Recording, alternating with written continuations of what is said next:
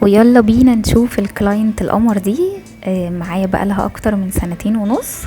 طبعا زي ما انتم شايفين ده هارد جل بقاله 75 يوم يا بنات، 75 يوم ولا ضفر متشال ولا مخلوع ولا مكسور ولا اي حاجة، واللون زي ما هو بلمعته بالرسمة بكل حاجة.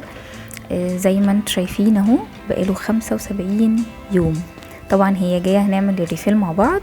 تمام.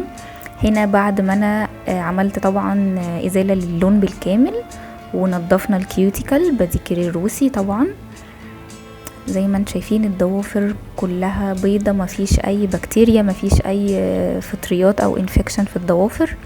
هنا ابتديت ان انا حطيت البرايمر نشف في الهواء، وحطيت طبقة البيس كود بتاعتي ونشفت دقيقة.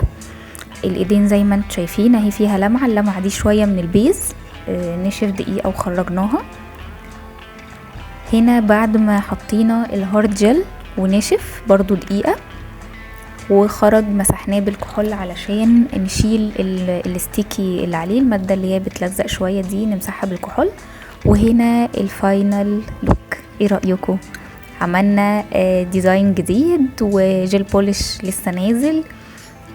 ايه رأيكم؟ شكله تحفة. حبينا نعمل حاجة صيفي كده عشان تحسن المود شوية وتغير، عشان هي كان بقالها كذا مرة بتعمل الوان هادية، فحبينا ان احنا نطرقع الدنيا شوية. ما تنسوش تعملوا اشتراك في القناة وقولوا لي عايزين الفيديو الجاي عن ايه. باي باي.